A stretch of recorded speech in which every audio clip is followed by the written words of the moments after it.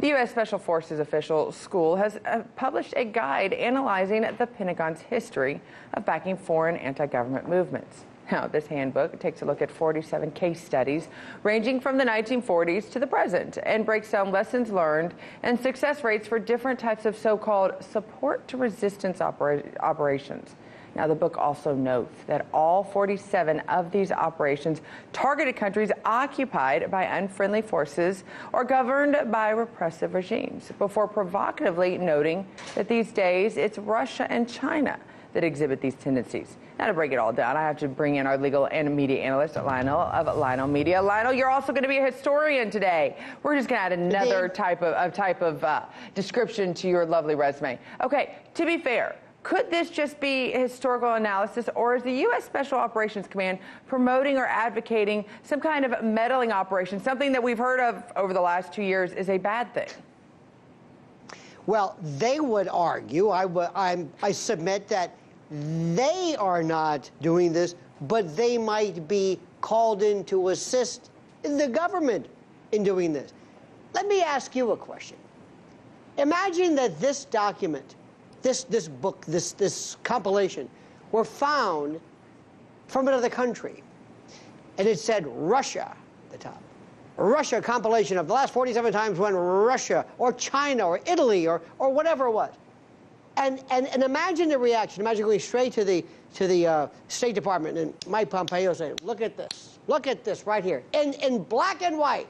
Basically, regime change. How dare they? It's not a regime change. This is the overthrow of a sovereign country. And then if somebody were to say, ha, my bad, peel back that name. It wasn't Russia. It was us. Oh, well, that's different.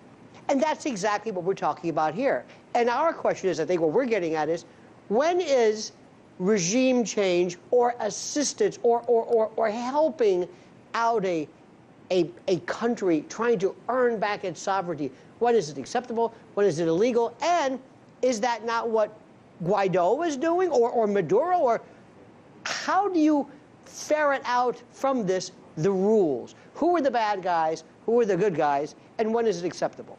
Well, acceptable. And Lionel, let's look at the last 2 years. That's what's dominated. We've had congressional hearings that still will not end of that accusation against Russia. So am I hearing a little bit of hypocrisy on this?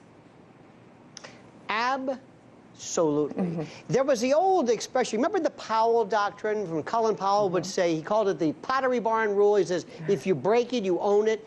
And then whenever we go into someplace and we were to remove an authority, whether it's Iraq or Afghanistan or Libya, there's always the power vacuum. And it seems like we keep having the same argument over and over, and we keep reiterating the same analysis. The question is simply this. Who's the good guy here? Let's be very, very simple.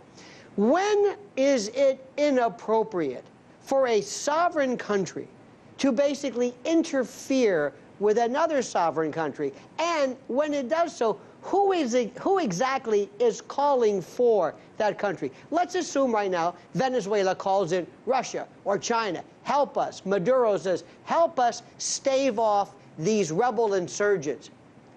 What do you think our reaction will be? Would we turn to page 47 of our book and say, well, that's clearly what we contemplated here in the past. They're absolutely following chapter and verse, the same particular behaviors which we have. No, we would find a distinction. We would say this is different. This is uncalled for. When is it imperialism? When is it assistance? When is it regime change? When is it overthrow? This is the million-dollar question that we keep asking over and over again. Well, you know, even more scary considering this, even if they say this is a historical analysis, they only note 47. Do you think we have all of those listed, that they're going to put a 100%? That's the thing. Thank you so much for joining us, Lionel, on this. Thank you. Hey YouTube, thanks for checking out our channel. We hope you enjoyed the video. We have tons of content for you just like this. For more of RT America's one-of-a-kind news and analysis, be sure to subscribe and never stop questioning more.